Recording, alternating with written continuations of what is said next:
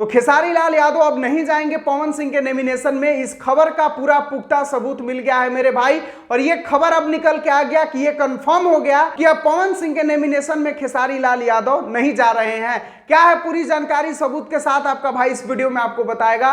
Request बस रहेगा video को अंत तक देखिएगा, चैनल से नहीं जुड़े होंगे सब्सक्राइब करके जरूर जुड़िएगा।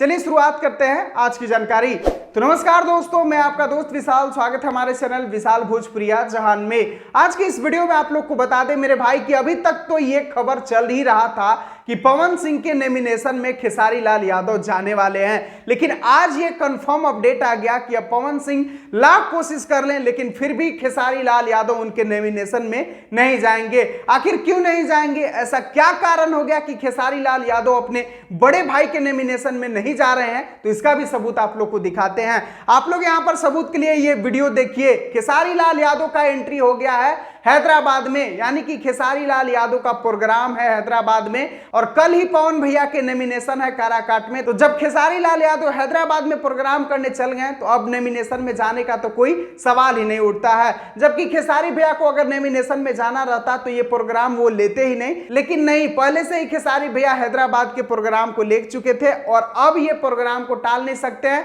और फाइनली खेसारी भैया हैदराबाद में पहुंच भी गए हैं और उनका बहुत ही बड़ा प्रोग्राम होने वाला है, जिसके कारण वो पवन भैया के नॉमिनेशन में जाने से वंचित रह गए हैं। तो खैर अभी ये भी हो सकता है कि हो सके कि खेसारी भैया नॉमिनेशन में ना जाए, लेकिन बाद में चुनाव प्रचार में जा सकते हैं अगर पावर स्टार पवन सिंह खेसारी भैया को बुलाए तो। लेकिन अभी के लिए तो फिलहाल यही अपडेट है कि कल खेसारी भैया पवन सिंह के नॉमिनेशन में नहीं जा रहे हैं। खैर अभी के लिए पूरी जानकारी यही था। अगर आप लोगों को जानकारी पसंद आया होगा तो वीडियो को लाइक, चैनल को सब्सक्राइब करके जरूर जुड़ जाइएगा। मिलते हैं फिर अगले वीडियो में। वीडियो को पूरा देखने के लिए सभी दोस्तों को दिल से धन्यवाद।